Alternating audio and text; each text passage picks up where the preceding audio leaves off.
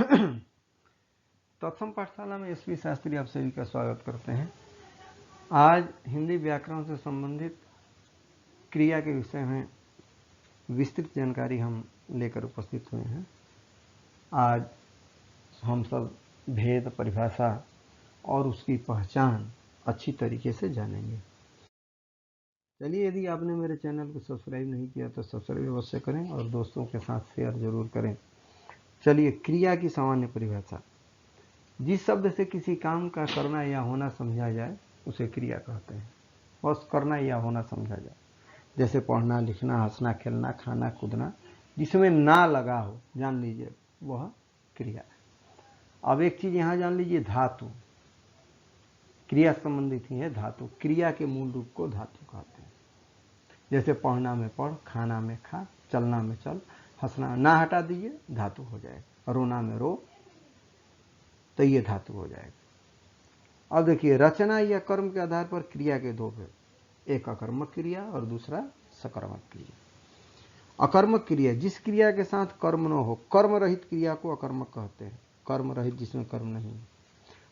पहचान का सबसे सरल तरीका नोट हमने लिखा है। यदि क्रिया में क्या लगाकर प्रश्न पूछने से उत्तर ना में मिले तो वह अकर्मक क्रिया होती है। जैसे लड़का दौड़ रहा है, क्या दौड़ रहा है भाई, कोई उत्तर नहीं। बच्चा रो रहा है, क्या रो रहा है, कोई उत्तर नहीं।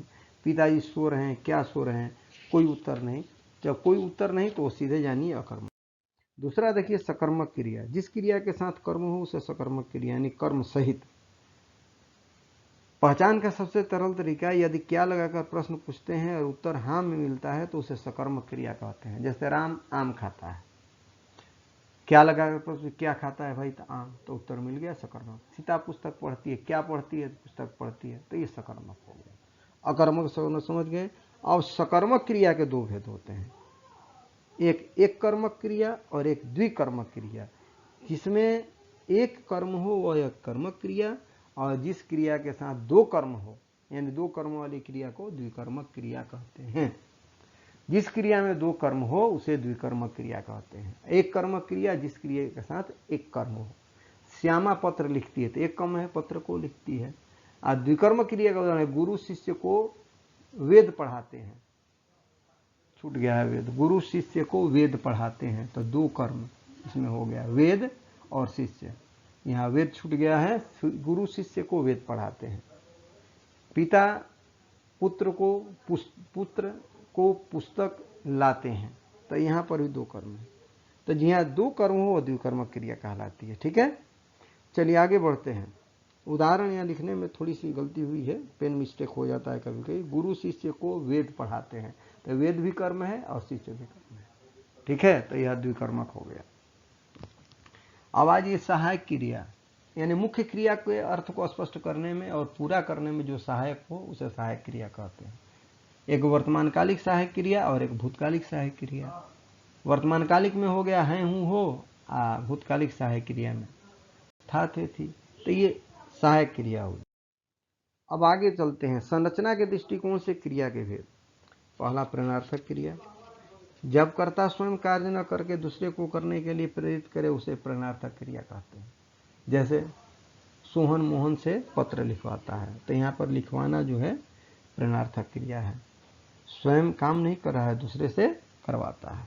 ठीक है, वह नौकर से वृक्ष कटवाता है, तो कटवाना प्रेरणार्थक क्रिया हुआ। अगला देखते हैं, पूर्वकालिक क्रिया। जब कर्ता एक क्रिया को समाप्त कर दूसरी क्रिया में प्रवृत्त हो वहां पहले वाली क्रिया, पूर्व वाली क्रिया पूर्वकालिक क्रिया कहलाती है। यानी एक क्रिया के समाप्त होने के बाद जहां दूसरी क्रिया के होने का बोध हो वहां पहले वाली क्रिया पूर्वकालिक क्रिया कहलाती है। जैसे छात्र पढ़कर घर आया, तो यहाँ पढ़कर एक क्रिया पहले समाप्त हो रही है, बाद में आया, तो पढ़कर जो है पूर्वकालिक क्रिया है। अब आते हैं नाम धातु क्रिया। नाम धातु क्रिया की परिभाषा है, संज्ञा अथवा विशेषण से बनने वाली क्रिया को नाम धातु। ये संज्ञा और विशेषण से बनती है। जैसे हाथ संज्ञा है, हथियाना, गरम गरमाना, बात बतियाना, हाथ हथियाना, तो इस तरह के क्रियाओं को हम नाम धातु क्रिया कहते हैं। कोई संदेह नहीं होना चाहिए, संदेह हो तो हम हैं, पूछा हमसे। अब आइए नाम बोधक क्रिया। अब नाम बोधक क्रिया की परिभाषा है, संज्ञा अथवा विशेषण के साथ क्रिया जोड़ने से जो क्रिया का निर्माण होता है, यानी संज्ञा अथवा विशेषण से जुड़कर ही क्रिया बनती है, संज्ञा और विशेषण से नहीं बल्कि संज्ञा और विशेषण के साथ जुड़कर, इसको हम लोग मिश्र क्रिया भी कहते हैं, ध्यान रखिएगा। नामबोधक क्रिया को मिश्र क्रिया भी कहते हैं। जैसे भस्म क्या है, संज्ञा है, और उसमें करना जोड़ दिए तो भस्म करना क्रिया बन गया। गरम क्या है, विशेषण है, गरम होना। लोहा क्या है, संज्ञा, लोहा लेना। तो इस तरह से संज्ञा अथवा विशेषण से जुड़कर बनने वाली क्रिया नामबोधक क्रिया कहलाती है। अब आज ये क्रियार्थक संज्ञा या क्रियार्थक क्रिया, जिस क्रिया का प्रयोग संज्ञा की तरह हो, संज्ञा की तरह काम करे जो क्रिया, उसी को क्रियार्थक संज्ञा या क्रियार्थक क्रिया कहते हैं। जैसे टहलना स्वास्थ्यप्रद होता है, तो टहलना क्रिया है, लेकिन यहाँ पर यह संज्ञा की तरह काम कर रहा है। देश के लिए मरना हितकर है, तो मरना जो है क्रिया है, लेकिन वो संज्ञा की तरह काम कर रहा है। ठीक है। अब आज ये यौगिक क्रिया, दो या दो से अधिक धातुओं और दूसरे शब्दों के संयोग से या धातुओं में प्रत्यय लगने से जो क्रिया बनती है उसे यौगिक क्रिया कहते हैं।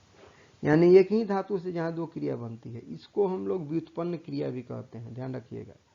और जैसे पढ़ना पढ़ाना, हंसना हंसाना, खेलना खिलाना। अब पढ़ना पढ़ाना शिक्षक का काम है, तो पढ़ना पढ़ाना यौगिक क्रिया हो गई। स्पष्ट है, आगे बढ़ते हैं। अब आ जाइए संयुक्त क्रिया। संयुक्त क्रिया दो या दो से अधिक धातुओं के मेल से बनने वाली क्रिया को संयुक्त क्रिया कहते हैं। और संयुक्त क्रिया जो बनती है अकर्मक और सकर्मक दोनों से बनती है, ध्यान रखिएगा। जैसे बच्चा गिर पड़ा, गिरना और पढ़ना दो क्रिया है, लेकिन एक में बन गया, इसलिए यह संयुक्त क्रिया हुआ। जैसे वह चल दिया, उसने खा लिया, वह पढ़ लिया, वह चला गया, इस तरह का है संयुक्त क्रिया। संयुक्त क्रिया के आपके 11 भेद हैं। आरंभोधक, यानी जिससे पता चले कि कोई काम आरंभ हो रहा है, वर्षा होने लगी, यह आरंभ का सूचक है। समाप्ति बोधक, जैसे क्रिया समाप्त होने की बोध हो, वह खा चुका है।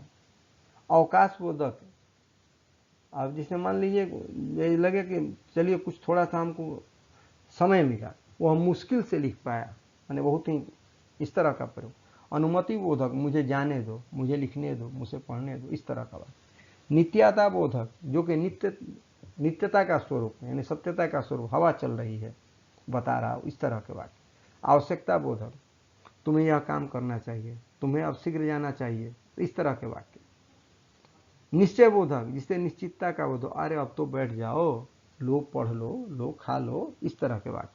इच्छा बोधक, मैं जाना चाहता हूं, मैं लिखना चाहता हूं, मैं हंसना चाहता हूं, इस तरह के वाक्य। अभ्यास बोधक, मैं पढ़ा करता हूं, मैं दौड़ा करता हूं, मैं नाचा करता हूं, इस तरह के वाक्य, अभ्यास जहां पता चले। शक्ति बोधक, जो अपना शक्ति प्रदर्शित करे जिस वाक्य से, मैं पढ़ सकता हूं, मैं बोल सकता हूं, मैं गा सकता हूं, इस तरह के वाक्य। पुनरुक्त संयुक्त क्रिया, यानी ऐसी क्रिया जो पुनरुक्ति का बोध कराए। मित्रों से मिलते जुलते रहो, तो मिलते जुलते पुनरुक्त संयुक्त क्रिया। तुम खाते पीते रहो, तो खाते पीते संयुक्त क्रिया, वो भी पुनरुक्त संयुक्त क्रिया। अब अगला देखिए अनुकरणात्मक क्रिया, जो क्रिया ध्वनियों के अनुकरण से बनती है। अनुकरण, जैसे भन भन है, भन भन अनुकरण है, भन भनाना, हिन हिन हिनहिनाना, खटखट खटखटाना, पटपट पटपटाना, इस तरह का। अब वाक्य प्रयोग के आधार पर क्रिया के भेद 3 हैं। समापिका क्रिया, असमापिका क्रिया, तात्कालिक क्रिया। अब वाक्य को समाप्त करने वाली क्रिया, जैसे राम पढ़ता है, माने है जो है समापिका क्रिया है, जिसको हम लोग सहायक क्रिया कहते हैं, या समापिका क्रिया भी इसको कहते हैं। असमापिका क्रिया, वाक्य के अंत में न आने वाली क्रिया, जो वाक्य के अंत में नहीं आती है और बीच बीच में ही ऐसे पता चले, जो नहीं समाप्त है, वह पढ़ते पढ़ते सो गया, वह खाते खाते खड़ा हो गया, तो इस तरह का वाक्य। तात्कालिक क्रिया, मुख्य क्रिया से पहले संपन्न होने वाली क्रिया, परंतु इसके संपन्न होने का समय मुख्य क्रिया का ही समय हो, माने दोनों साथ साथ जहां हो। तात्कालिक, मुख्य क्रिया जैसे हो रही है उसी तरह ये भी क्रिया होती है। जैसे वह जाते ही गिर पड़ा, वह आते ही बोल पड़ा, वह हंसते ही बैठ गया, तो इस तरह के वाक्य हो गए। अब आइए क्रिया का हम लोग पद परिचय जानते हैं। यदि पद परिचय का हमने एक चैप्टर वीडियो बनाया है, उसमें भी आप देख लेंगे, लेकिन सामान्य यहाँ क्रिया का, जैसे पद परिचय यदि आपको देना है तो उसका भेद जानेंगे, लिंग वचन काल का उल्लेख करेंगे, ये सब होता है। मैं यह जानता हूँ, अब जानता हूँ का पद परिचय देना है, तो जानता हूँ सकर्मक क्रिया है, वो भी जान धातु है, पुल्लिंग है, एक वचन है और उत्तम पुरुष कर्ता का है और कर्तृवाचक में है और मैं कर्ता की क्रिया। इतना स्वरूप इसमें देंगे। एक और उदाहरण देखिए, सैनिकों ने दुश्मनों से लोहा लिया। अब लोहा लिया कौन क्रिया है भाई? हम लोग क्रिया पढ़े हैं, नामबोधक क्रिया है, जिसको मिश्र क्रिया भी कहते हैं। पुल्लिंग है, बहुवचन है, कर्तृवाचक है, सैनिकों ने कर्ता का यह क्रिया है। तो इस तरह से हम लोग विश्लेषण करते हैं, पद परिचय देते हैं। क्रिया का पहचान अब हम जान लें। लड़के वर्ग कक्ष में बैठते हैं कौन क्रिया है? क्या बैठते हैं? कोई उत्तर नहीं, तो अकर्मक है। प्रश्न लगाना सीखिए, जैसे हम बताएं उस तरीके से जानिएगा, पहचान में कोई गलती नहीं होगी। ये अकर्मक क्रिया है। दूसरा नंबर, पढ़ना पढ़ाना शिक्षक का काम है, तो एक धातु से दो क्रिया बनी है, इसलिए यह यौगिक क्रिया हुई। सोहम खाकर विद्यालय गया, तो खाकर इसमें कौन क्रिया है? एक क्रिया पहले समाप्त हो रही है, तो जो पहले समाप्त होती है उसको क्या कहते हैं? हाँ ठीक है, बहुत बढ़िया, पूर्वकालिक क्रिया। देश के लिए मरना हितकर है, अब इसमें मरना क्या है? क्रिया तो है, लेकिन कौन क्रिया है भाई? तो यह क्रिया संज्ञा की तरह काम कर रहा है, इसलिए इसको क्रियार्थक क्रिया या क्रियार्थक संज्ञा कहेंगे। चलिए, क्रिया आपकी समाप्त हुई। पुनः हम कहेंगे चैनल सब्सक्राइब करें और दोस्तों के साथ शेयर अवश्य करें। पुनः मैं एक नया वीडियो आपके लिए लेकर उपस्थित होऊंगा। तब तक के लिए थैंक यू।